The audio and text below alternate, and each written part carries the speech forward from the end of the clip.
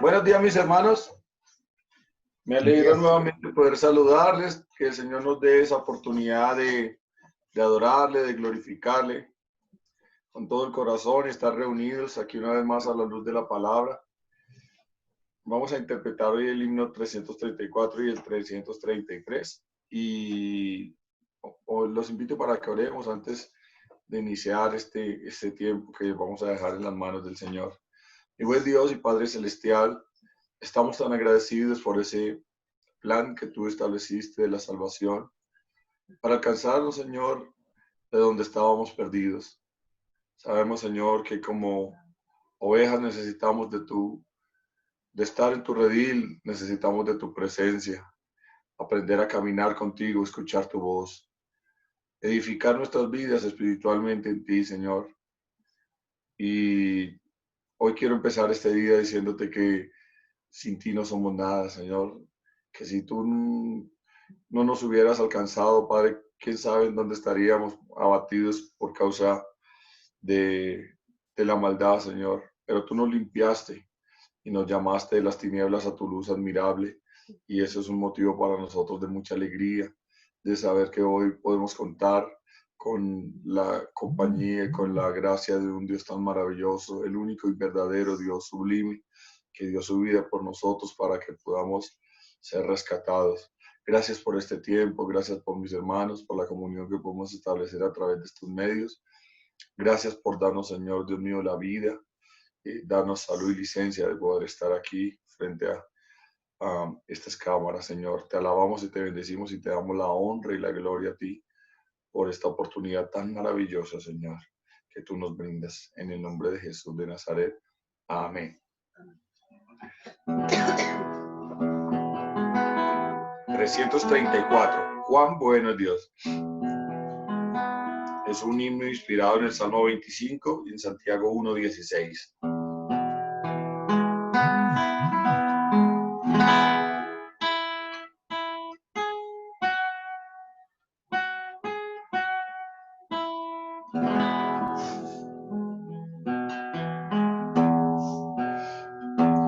Cuán bueno es Dios.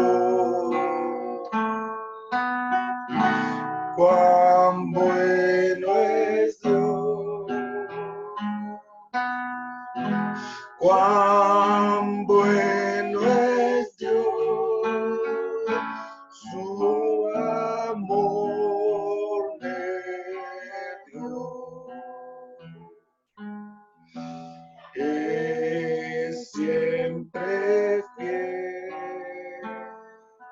Es siempre fiel. Es siempre fiel. No me dejará. Me cuidará. Me cuidará.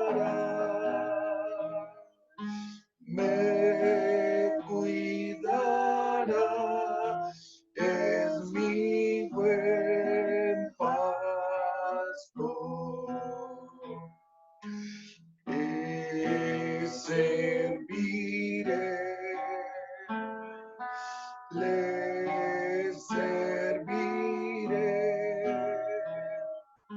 Le serviré. Viviré por él. Y antes de la enseñanza, los invito para que cantemos el himno 333.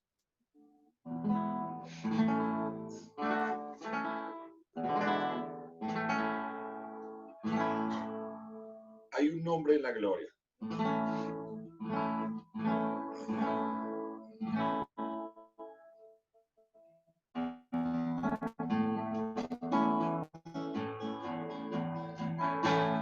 Una vez perdido vivía yo, lejos y vagante en error.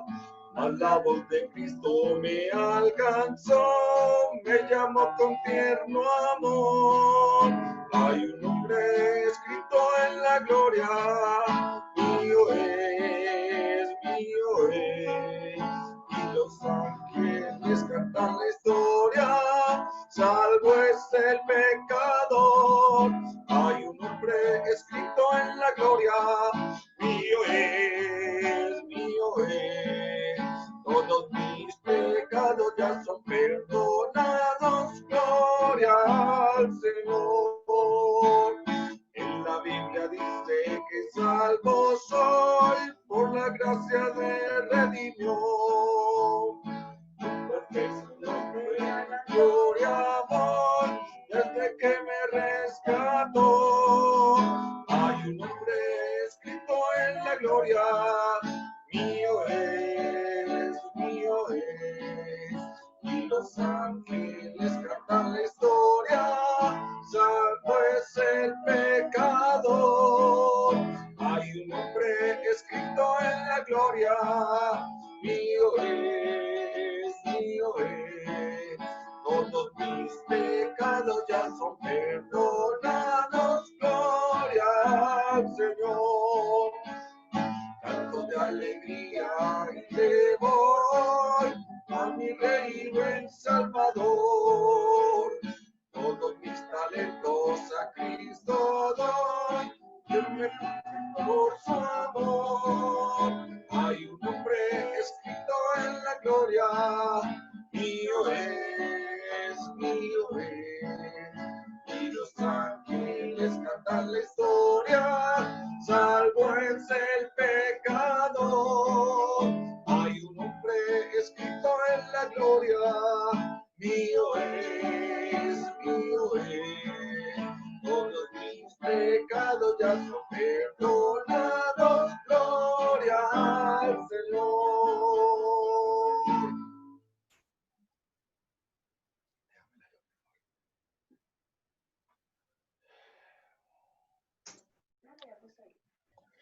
Gracias, hermano. Buenos días de nuevo para todos mis hermanos. Dios les bendiga, bienvenidos. Buenos días.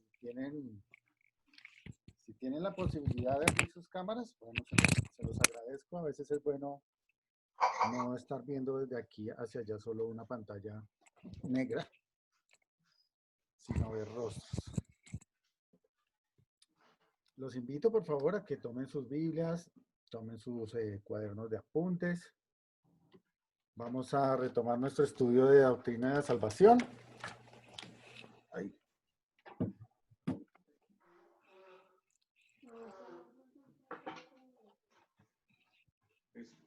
Doctrina de salvación, pero antes de comenzar en esta mañana, quiero preguntarles, hace un buen tiempo que no lo hacíamos, quisiera saber si alguien nos quiere compartir en esta mañana, antes de orar y antes de comenzar, las grandes cosas que ha hecho el Señor en sus vidas, en sus familias durante esta semana. ¿Qué motivos de agradecimiento tenemos para nuestro buen Dios durante esta semana? ¿Quién nos quiere compartir?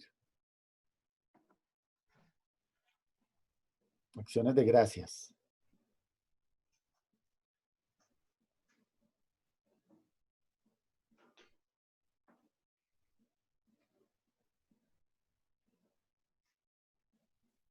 Buenos días para todos. Yo sí tengo motivos de agradecimiento a mi Señor.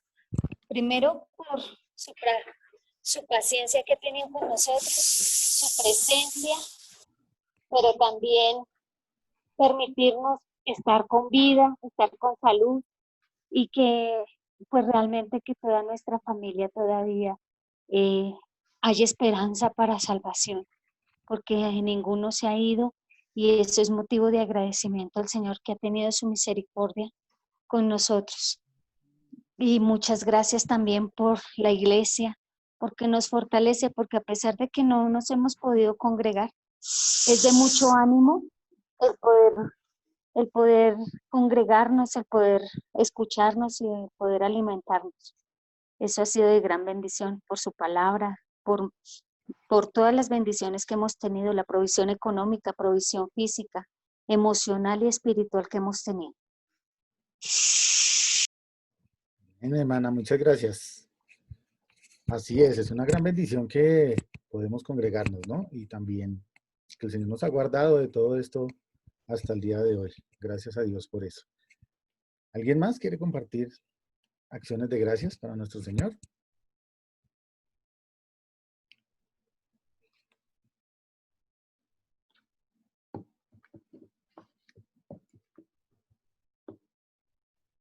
Acciones de agradecimiento a nuestro buen Dios. Yo sí que quisiera también dar gracias al Señor por darnos esa oportunidad maravillosa de estar con vida.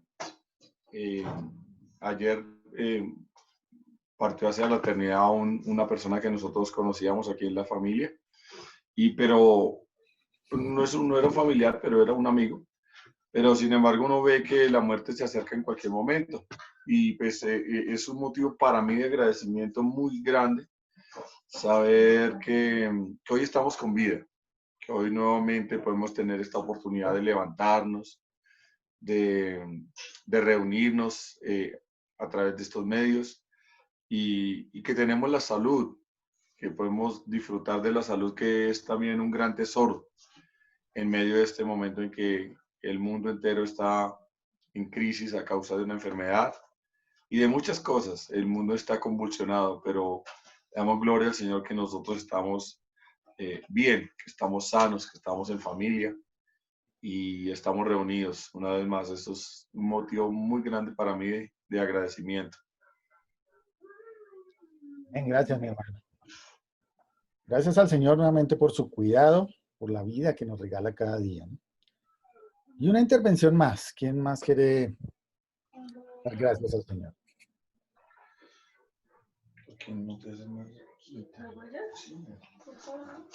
¿Qué acciones de gracias tenemos para nuestro buen Dios durante esta semana, durante este mes?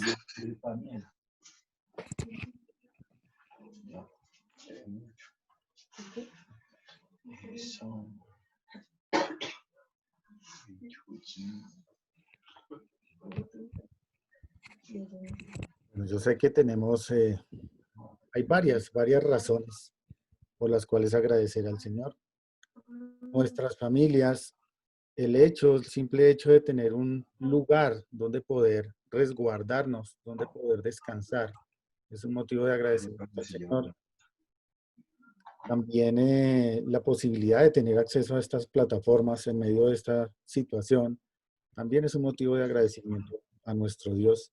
Y pues seguimos confiando en Él también para el cuidado y sobre todo por la salvación de aquellos familiares que quizás todavía no le conocen. Entonces, mis hermanos, antes de comenzar, quiero pedirles que oremos. Inclinemos nuestros rostros allí antes de retomar nuestro estudio de doctrina de salvación. Oremos. Amado Señor, es un privilegio estar reunidos en tu nombre para escudriñar tu palabra y poder darte gracias por todas las cosas hermosas que nos regalas. Señor, gracias también por las cosas que quizás nos quitas, nos niegas, porque sabemos que obran para bien en nuestra vida. Yo te doy gracias por todas esas familias, esas personas que de alguna manera hemos conocido en nuestra vida y que ya están en tu presencia, porque sabemos que un día tomaron una decisión. Fue entregar su vida a ti. Gracias te damos, Señor, por el pan que pones en nuestra mesa cada día, por el trabajo que has provisto en cada familia para que no falte nada hasta el día de hoy. Gracias por las familias, por los esposos, por las esposas, por los hijos. Señor, por sus vidas, por sus espíritus con anhelo de aprender de ti. Gracias por la palabra de Dios que está en cada hogar, por el tiempo de comunión familiar que podemos tener entre semana para poder leer, para poder hablar de tu palabra y para poder aprender, Señor, y que tú nos hables. Señor, tenemos miles de motivos de agradecimiento. Conoces cada uno de ellos en nuestros corazones, en nuestras mentes. Y te pedimos dirección en esta mañana durante estos estudios para que tú seas indicándonos tu verdad, Señor. Dejamos este tiempo en tus preciosas manos. En el nombre de nuestro Salvador, el Señor Jesucristo. Amén.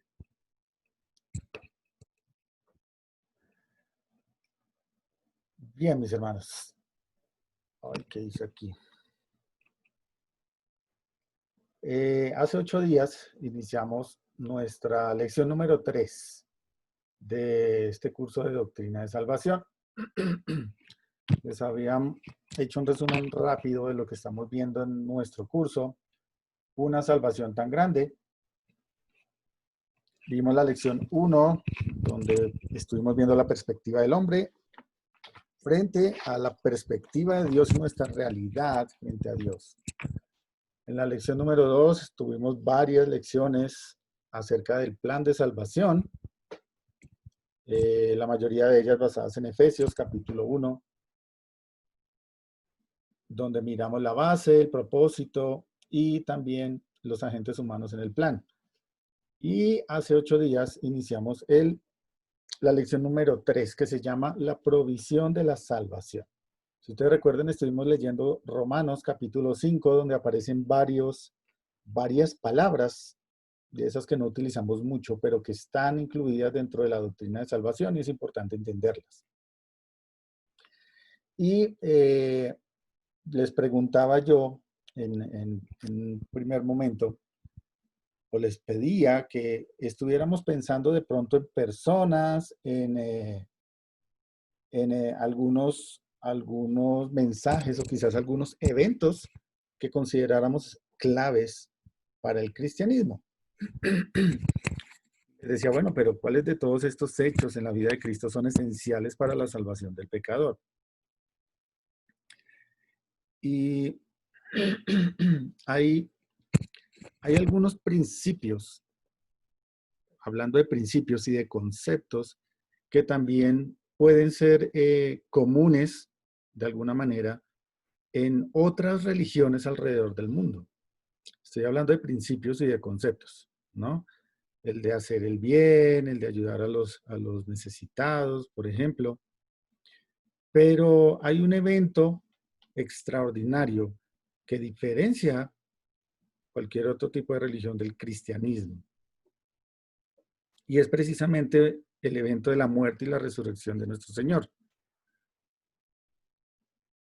Las personas que quizás esa noche, cuando estaban en Getsemaní, que capturaron al Señor y lo llevaban para el Calvario, para una muerte brutal como la que sufrió, quizás no sabían cuál era el propósito real de esto que estaba haciendo el Señor Jesucristo y que era el cumplimiento de ese plan perfecto que ya había establecido el Señor en la eternidad, como ya lo estuvimos viendo durante varias clases. Hay varias palabras de las que estuvimos leyendo en Romanos capítulo 5 que es importante entenderlas desde el punto de vista de la doctrina de salvación, pero hay 3 específicas que vamos a aprender en esta lección. Las 3 que vamos a estudiar son la redención, la propiciación y la reconciliación. Redención, propiciación y reconciliación. Y quiero invitarlos, por favor, a que vayamos a Primera de Pedro, capítulo 2. Primera de Pedro, capítulo 2. Vamos a hablar del significado de esta palabra redención.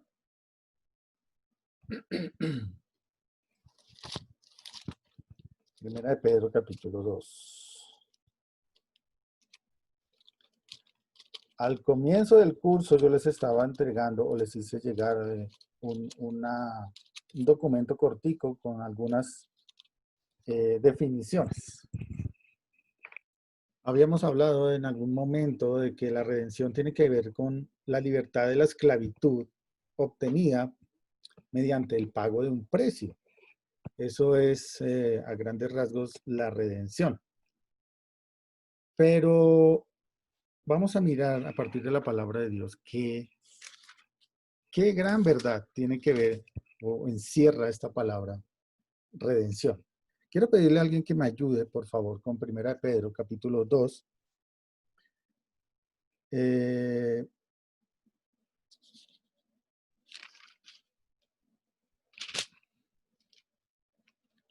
Porque creo que no es primera, sino segunda.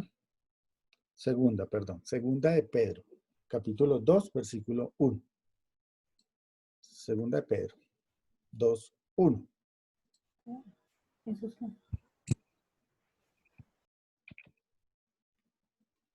Que me ayude a leer, por favor. ¿sí? ¿Uno hasta cuál? Solo el 1, mi hermano, por favor. Dice, pero hubo también falsos profetas entre el pueblo, como habrá entre vosotros falsos maestros que introducirán encubiertamente herejías destructoras y aún negarán al Señor que los rescató, atrayendo sobre sí mismos la destrucción repentina. Gracias, mi hermano. Entonces, ahí en segunda de Pedro, capítulo 2, versículo 1, casi al final del versículo, encontramos la palabra rescató. Si notan ahí, después de una coma, dice, y aún negarán al Señor que los rescató. La palabra rescatar en este versículo es la palabra griega agorazo. Agorazo. Que significa literalmente comprar en el mercado. Comprar en el mercado. Y se señalaba o se utilizaba con bastante frecuencia en aquel tiempo para indicar la compra de esclavos en los mercados, de personas.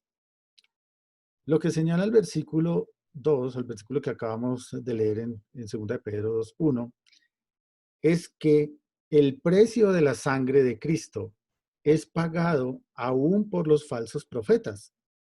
Fíjense ahí lo que dice el texto. Lo leemos de nuevo. Dice, pero hubo también falsos profetas entre el pueblo, como habrá entre vosotros falsos maestros, que introducirán encubiertamente herejías destructoras, aún negarán al Señor que los rescató, atrayendo sobre sí mismo destrucción repentina. ¿Qué significa esto? Pues por supuesto que la sangre preciosa de Cristo también, por decirlo de alguna manera para que me entiendan, cubre, es capaz de cubrir, tiene ese alcance de cubrir incluso aquellos que no le reciben, aquellos que le rechazan. Por supuesto, estos falsos maestros y falsos profetas que nunca han sido salvos, ¿cierto? Negaron a aquel que pagó el precio para que lo fuera. Niegan al único medio posible de salvación. Entonces, en primer lugar, vemos que la palabra redención o redimir tiene que ver con comprar en el mercado, especialmente esclavos. Veamos ahora Gálatas capítulo 3. Gálatas 3:13. Alguien que me ayude a leerlo, por favor.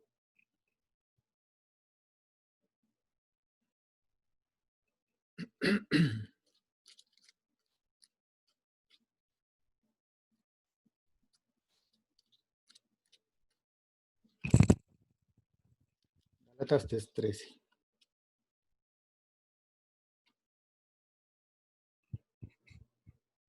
¿Quién lo quiere leer?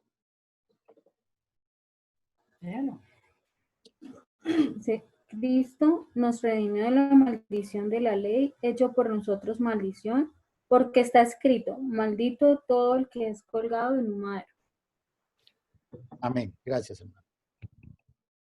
Entonces ya está hablando a creyentes, ¿no? A la iglesia de Galacia.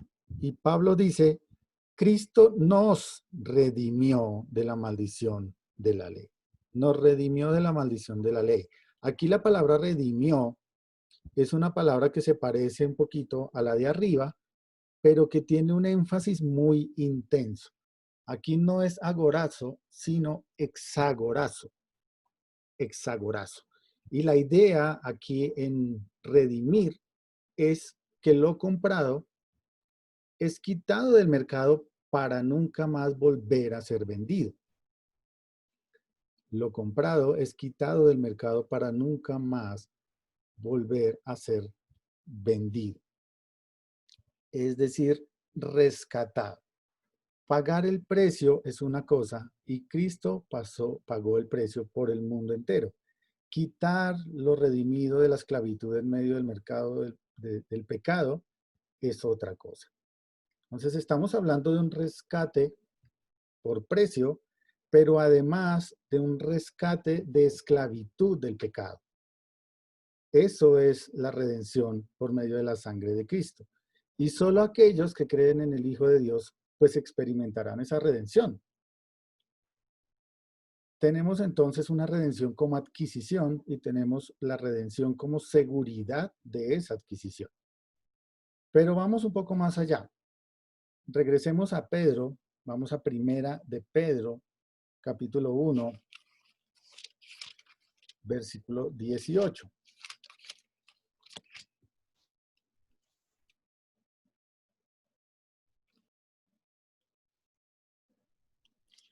Primera de Pedro 1:18.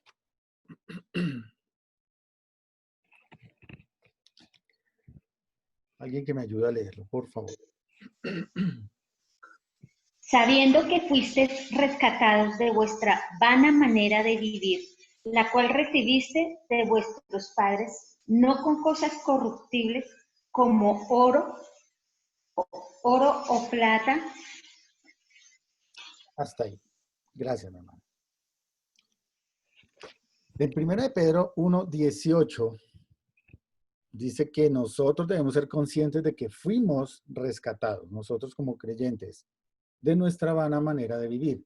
La palabra allí es lotro en el griego, lotro. Y la idea que da esta palabra es comprar para liberar. Comprar para liberar. Tiene el sentido no solo de los dos que están arriba, el de agorazo, el de comprar como si fuera un esclavo, quitando la libertad, sino de liberar, de liberación, de libertad. Uniendo el significado de estas tres palabras que son traducidas en el Nuevo Testamento como redención, debemos o podríamos decir lo siguiente. La redención en la Biblia se refiere a lo comprado que es quitado del mercado de esclavos, es redimido, soltado y puesto en libertad. Lo comprado que es quitado del mercado de esclavos, refiriéndose a la esclavitud del pecado, ¿cierto? A la ley del pecado, es redimido, es decir, comprado por un precio, soltado y puesto en libertad. Esa es una preciosa verdad de lo que significa la redención de Cristo.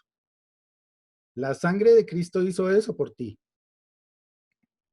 Vivíamos en medio de la esclavitud del pecado, encadenados al pecado, como si estuviéramos en un mercado siendo esclavos, vendidos, traficados, llevados de un lado para otro, y el Señor pagó el precio necesario para podernos liberar de esas cadenas y darnos libertad en Él. Eso es la redención.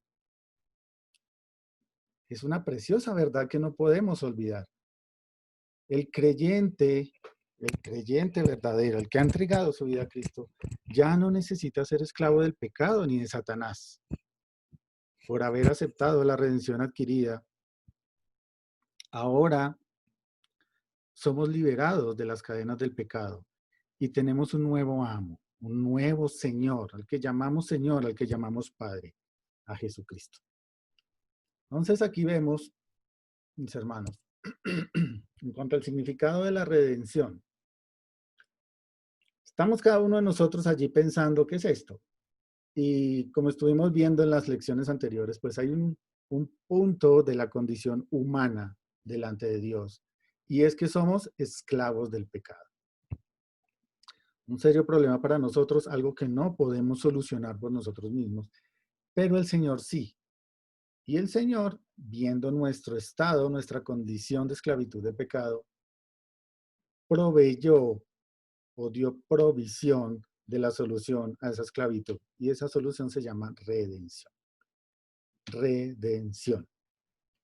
Nos buscó en el mercado de esclavos de pecado, pagó el precio por cada uno de nosotros, nos compró nuestra libertad y nos dio libertad en él. Eso es la redención. Ahora quiero invitarlos, por favor, a que cada uno busquemos Salmos. Salmo 49. Vamos allí, por favor. Salmo 49.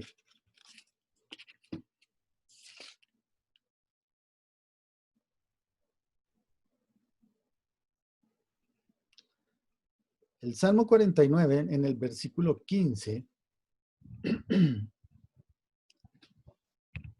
Salmo 49, en el versículo 15 dice, pero Dios redimirá mi vida del poder del Seol, porque Él me tomará consigo. Dios redimirá mi vida del poder del Seol, porque Él me tomará consigo. Una pregunta para cada uno de nosotros. ¿Por qué debe ser redimida nuestra vida? ¿Por qué debe ser redimida nuestra vida? ¿Qué piensan ustedes? Y de pronto tratemos de responder una pregunta como esa, basados en algún versículo de la palabra de Dios. ¿Por qué debe ser redimida nuestra vida? ¿Qué dice la Biblia de esto? Para dejar de ser esclavos. Para dejar de ser esclavos. Bien. ¿Dónde dice eso en la Biblia? Conoceréis la verdad y la verdad os hará libres. Amén. Muy bien, mi hermano. ¿Por qué más deberíamos ser por qué debe ser redimida nuestra vida?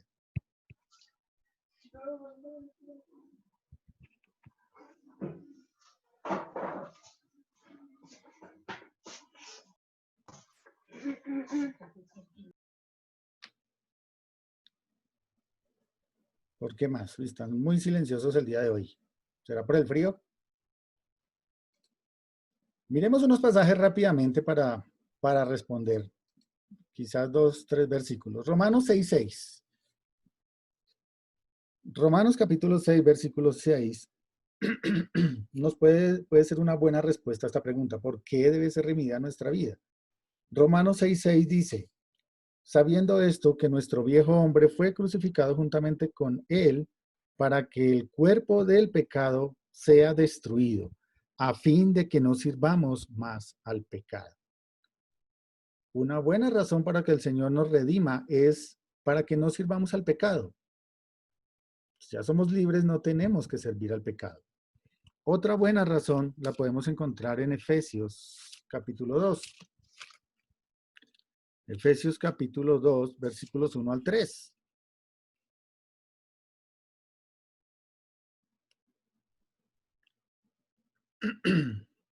Efesios 2, del 1 al 3, donde dice, y Él os dio vida a vosotros cuando estabais, ¿qué? Muertos en vuestros delitos y pecados, en los cuales anduvisteis en otro tiempo, siguiendo la corriente de este mundo, conforme al príncipe de la potestad del aire, el espíritu que ahora opera en los hijos de desobediencia, entre los cuales también todos nosotros vivimos en otro tiempo en los deseos de nuestra carne, haciendo la voluntad de la carne y de los pensamientos, y éramos por naturaleza hijos de ira, lo mismo que los demás. Estábamos muertos en nuestros delitos y pecados, y precisamente este final del versículo 3 nos lleva a la siguiente palabra que vamos a estudiar. Ya entendimos que la redención tiene que ver con el rescate que pagó el Señor por nosotros para ser liberados de las ataduras y de la esclavitud del pecado. Pero hablemos ya hablamos de redención. Miremos cuáles son los medios de esta redención. Los medios de la redención.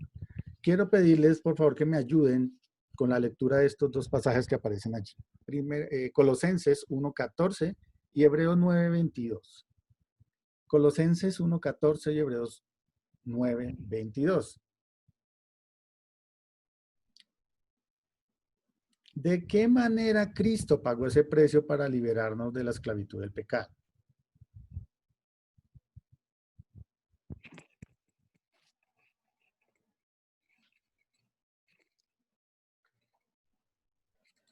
Dos personas de que no hayan hablado para que nos ayuden a leer, por favor. Lee Colosenses 1:14. 1:14. Colosenses 1:14. Lo va a leer mi hija. En quien tenemos redención por su sangre, el perdón de pecados. Amén, gracias. En quien tenemos redención por su sangre, el perdón de pecados. ¿Y qué dice Hebreos 9:22? Y casi todo es purificado, según la ley, con sangre, y sin derramamiento de sangre no se hace remisión. Amén, gracias. Entonces los dos versículos nos muestran o nos guían a una palabra que tiene que ver con ese pago, esa redención, ¿no? Y es, por supuesto, la sangre. A pesar de que Cristo vivió una vida absolutamente sin pecado, fue su muerte, su sangre y no su vida lo que expió nuestros pecados. Sus sufrimientos en vida fueron reales e insoportables. Imaginen ustedes la agonía que debió haber tenido que soportar su santa persona, Dios, Cristo santo sin pecado, tuvo que soportar esto por los pecados y los pecadores. Es difícil, quizás en nuestra mente, tratar de entender e imaginar ese profundo dolor cuando lo ridiculizaron, cuando se burlaban, cuando se mofaban, cuando lo golpeaban, le escupían. Y aún así, siendo santo, ¿cierto? Sin mancha, se puso en nuestro lugar. Y su compasión fue tan infinita que aún quizás lo hacía por aquellos que lo estaban rechazando.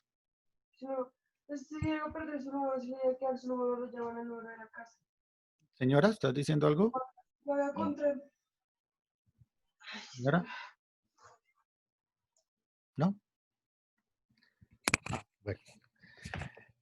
Entonces, mis hermanos, la Biblia nos enseña que el único medio de redención del pecado es a través de la sangre derramada del Señor Jesucristo. Por lo tanto, la redención se relaciona directamente con su muerte, con el derramamiento de la sangre. ¿Y cuál fue el resultado de todo esto? Los resultados de la redención, ¿cuáles fueron? Veamos, por favor, estos pasajes que ya leímos hace un momento. Gálatas 3:13, que ya lo leímos, dice: Cristo nos redimió de la maldición de la ley, hecho por nosotros maldición, porque está escrito: maldito todo el que es colgado en un madero. En Gálatas 3:13 la Biblia nos enseña que toda nuestra culpa y pena revelados por la ley fueron pagados por la muerte de Cristo. Fuimos redimidos de la ley, de la culpabilidad. Pero ¿qué nos dice Romanos 3:24 y 25? Romanos capítulo 3, 24 y 25. Siendo justificados gratuitamente por su gracia mediante la redención que es en Cristo Jesús, a quien Dios puso como propiciación por medio de la fe en su sangre para manifestar su justicia a causa de haber pasado por alto en su paciencia los pecados pasados. Gracias, hermano. Entonces, ese pago por la sangre que tenía que hacer el Señor Jesús, lo que nos dice Romanos 3, 24 y 25, es que a través de la obra redentora de Cristo, el creyente es declarado recto y justificado. Dice en el versículo 25, a quien Dios puso como propiciación por medio de la fe en su sangre. Nuevamente habla de la sangre de Cristo, nuevamente habla de la propiciación. Y debemos entender varias cosas acá. La obra efectuada por Cristo en la cruz es la obra consumadora de la redención, pero esa obra perdura incluso en obras futuras que el Señor está preparando para cada uno de los creyentes, para nosotros. Por ejemplo, aquí en Romanos, la Biblia habla de la redención del cuerpo. Fijan ahí en el 8:23, en Romanos 8:23 dice, y no solo ella, sino que también nosotros mismos que tenemos las primicias del Espíritu, nosotros también gemimos dentro de nosotros mismos esperando la adopción, la redención de nuestro cuerpo. Y hay que recordar, mis hermanos, si sabías tú, si no lo sabes, o bueno, es una pregunta para cada uno de nosotros, ¿sabías que si eres salvo, a futuro, si eres salvo, vas a recibir un cuerpo glorificado? ¿Un cuerpo redimido? Eso es una promesa de la palabra de Dios para cada creyente. Vamos a recibir un cuerpo glorificado. Y eso tiene que ver con el alcance de la obra de la redención efectuada por Cristo en la cruz. Si Cristo no hubiera entregado su vida en la cruz por ti y por mí, por tus pecados y mis pecados, para dar el pago requerido para ser liberados de la ley de ese pecado, a futuro no tendrías un cuerpo glorificado. Filipenses 3, 20 y 21 dice, mas nuestra ciudadanía está en los cielos, en donde también esperamos al Salvador, al Señor Jesucristo, el cual transformará el cuerpo de humillación nuestra para que sea semejante al cuerpo de la gloria suya, por el poder con el cual puede también sujetar a sí mismo todas las cosas. Vas a tener un cuerpo glorificado. No va a ser ese mismo cuerpo que conoces. Va a ser glorificado, semejante a la gloria de Él. ¡Wow! Eso es una gran esperanza y una excelente noticia de mucho ánimo para cada uno de nosotros. Pregunta. Una pregunta para cada uno. Para que podamos buscar allí en nuestro grupo familiar. En Romanos 1:18, 2:5 y 5:9, ¿qué palabra describe el derecho que Dios tiene y la necesidad que Él tiene de responder al mal moral?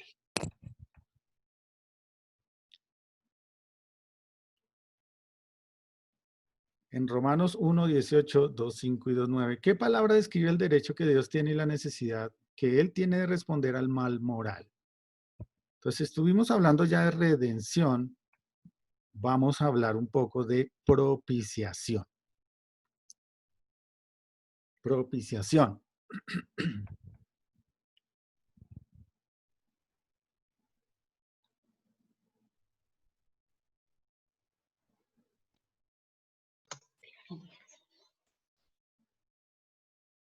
La ira de Dios.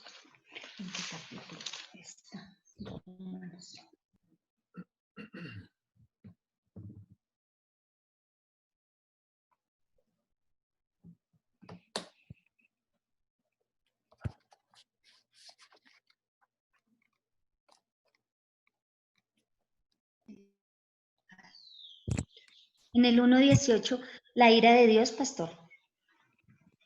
Y en los demás, en 2:5 y en 5:9, ¿cuál? También, pastor. Muy bien. Entonces, esa palabra, gracias mi hermana, esa palabra es la que describe ese derecho que Dios tiene. Y estamos hablando de una ira santa, ¿no? Es diferente tener ira y es diferente pecar. Eso la Biblia por ahí dice, airaos, pero no pequéis. La propiciación, o bueno, si la redención, que es la palabra que estuvimos estudiando hace un momento, la redención apunta o tiene para nosotros bendiciones presentes y futuras inmerecidas gracias al Señor y a su sacrificio, ¿no? La propiciación apunta al segundo problema que tenemos nosotros. El primer problema, el que fue cubierto con la redención, tiene que ver con nuestro estado de pecado, de separación de Dios. La propiciación apunta a la ira de Dios.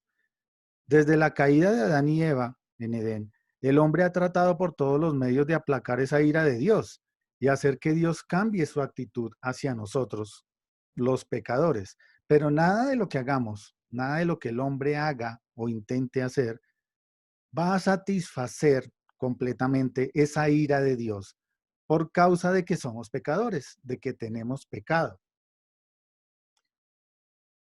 Tenemos nuestra condición humana, ya sabemos que somos esclavos del pecado y el Señor provee la redención para quitarnos esas cadenas.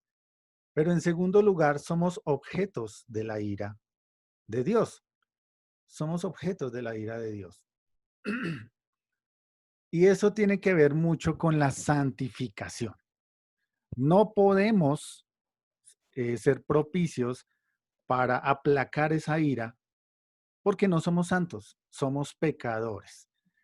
Y cuando nosotros vamos a Levítico 16, Levítico capítulo 16, versículo 2 y versículo 14, bueno, ustedes saben que en Levítico pues están todas las normas y todos los ritos que debían cumplir el pueblo de Israel cuando fue dado por el Señor a través de Moisés a todo el pueblo. Estas normas, dentro de cuales habían unos ritos de ofrendas y unos ritos de santificación.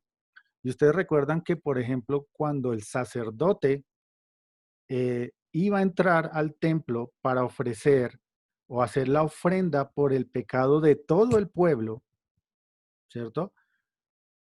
Tenía que hacer un ritual largo de santificación antes de poder entrar hasta el lugar santísimo. Y cuando si ustedes recuerdan, a ver si tengo acá, ustedes recuerdan en el lugar santísimo, bueno, en el desierto, si hablamos en el desierto, el tabernáculo estaba, el tabernáculo como tal, la tienda, estaba dividida en dos partes, ¿no? El lugar santo y un lugar más adentro, que es el lugar santísimo, en donde estaba este elemento que vemos allí, el arca del pacto. El lugar donde Dios santo se encontraba con el pecador por causa de la sangre derramada. El sacerdote cuando hacía el sacrificio por el pecado de él y de todo el pueblo, tenía que ir hasta allá, santificado, ¿cierto? Después de hacer su ritual, tenía que entrar al lugar santo, atravesar todo el lugar santo con total reverencia, pasar la cortina que separaba ese lugar santo y llegar hasta el arca. Y bueno, sabemos que si esa santificación previa no era correcta, pues caía instantáneamente muerto. Porque no podemos acercarnos a un Dios santo en nuestro estado de pecado, porque la ira de Dios por causa del pecado está contra nosotros. Y esa arca en la parte superior, si ustedes lo ven aquí donde estaban los querubines, ¿cierto? Esa tapa se llama propiciatorio. Esa tapa del arca se llama así, propiciatorio. Y sobre ese propiciatorio era que el sacerdote entraba con la sangre del sacrificio, ¿cierto? Y la derramaba allí como señal delante de Dios para que fuésemos perdonados por ese pecado. Es decir, sobre ese propiciatorio es que Dios se encontraba con el hombre pecador para redimir o para quitar, para expiar, para borrar ese estado de pecado y hacerlo limpio, hacerlo justo.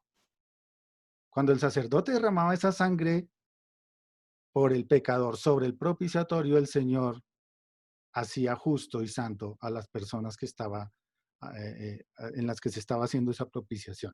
La necesidad de la propiciación del hombre proviene de su pecado que va en contra de la santidad de Dios. El hombre necesita ser restablecido o reconciliado con Dios. Y la única manera, de acuerdo a Levíticos, si ustedes recuerdan también en la ley, era que los sacrificios, es decir, esa sangre que tenía que llevar el sacerdote hasta el propiciatorio, no provenían de cualquier animalito. Tenía que ser con unas características muy específicas, tenía que ser perfecto, tenía que ser de un año, tenía que ser macho, ¿cierto? Cumplía con unas características, pero además este animalito era inocente. No era culpable del pecado de los hombres. Sin embargo, moría por el pecado de los hombres para que el Señor les perdonara. Y ese es un buen cuadro de lo que hace el Señor Jesús. El Señor Jesucristo hace toda la obra de propiciación. Miremos aquí Romanos rápidamente. Romanos 3:25. Los pasajes que tenemos ahí en pantalla. Romanos 3:25.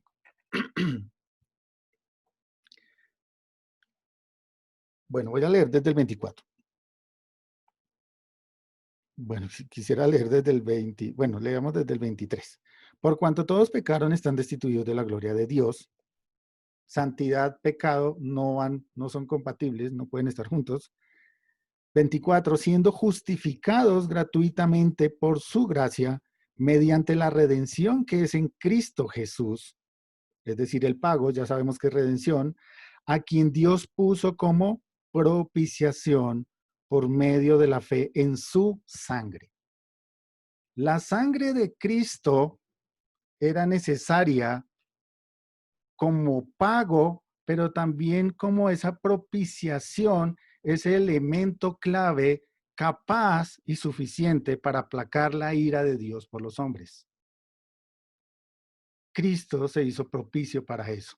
Su sangre fue propicia para eso. Pero además, en Hebreos 9:5, Hebreos 9:5,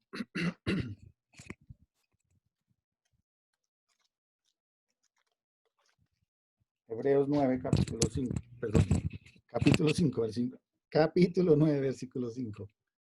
Hebreos 9:5 dice, y sobre ella los querubines de gloria que cubrían el propiciatorio, de las cuales cosas no se puede ahora hablar en detalle.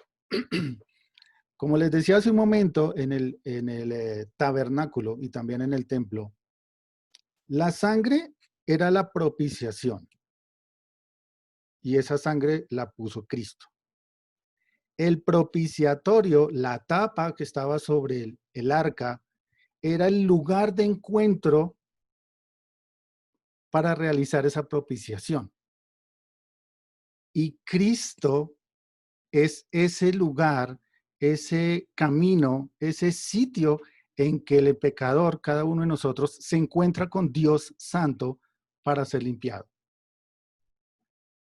Entonces, Cristo no solo fue sangre propicia para la ira de Dios, sino fue el lugar, fue el propiciatorio mismo para encontrarnos con Dios.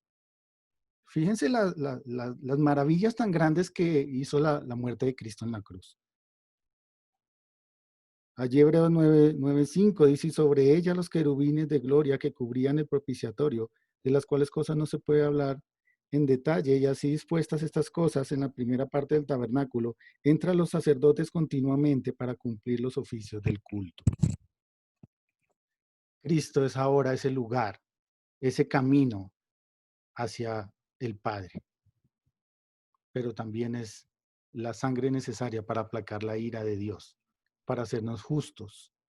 Y primera de Juan 2:2. Primera de Juan 2:2.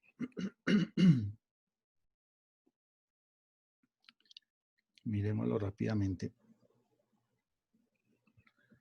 Primera de Juan 2:2 dice, y Él es la propiciación por nuestros pecados, y no solamente por los nuestros, sino también por los de todo el mundo. La palabra griega allí es hilasmos, como la pueden ver en la pantalla. Hilasmos, ¿qué quiere decir? Expiador o propiciación. Cristo es nuevamente identificado como la propiciación por el pecado. El Padre es quien ha establecido que sea así. Aquí tiene un significado de expiación, de el medio por el cual, o mejor, el medio que debía morir, ¿sí?, con ciertas características para ser suficiente frente a la ira de Dios y aplacar esa ira de Dios. Entonces vemos que todo el acto de propiciación que celebraba el sacerdote matando un cordero, llevando esa sangre del cordero hasta adentro y poniéndola en un lugar donde la santidad de Dios se encontraba con el pecado del hombre y lo borraba, todo eso lo hizo Cristo. Todo eso lo hizo Cristo en la cruz. Él fue el cordero de Dios que quita el pecado del mundo, sacrificado. La sangre de ese cordero es esa misma sangre que es llevada ante Dios para encontrarse con Dios santo y quitar el pecado y ser santos, justificados delante de Dios. Entonces vemos cómo la redención tiene que ver con el precio para la libertad del pecado. Aquí vemos la condición humana. Entonces somos esclavos del pecado, el Señor provee la redención. Somos objetos de la ira de Dios, el Señor provee propiciación. Y la tercera palabra que, se me fue el tiempo. La tercera palabra que quiero que viéramos es reconciliación. Y la reconciliación tiene que ver con que somos enemigos de Dios. Entonces, redención tiene que ver con la esclavitud del pecado. Propiciación con la ira de Dios. Y la reconciliación tiene que ver con que somos enemigos de Dios. Y si el Señor lo permite, mis hermanos, vamos a estar mirando un poquito más en detalle la reconciliación de hoy en 8 días. Ay, no, de hoy en 8 es domingo misionero. De hoy en 15 días, si el Señor lo permite. No sé si hay alguna pregunta hasta allí, mis hermanos, acerca de redención y propiciación, o algo que aclarar, algo que añadir.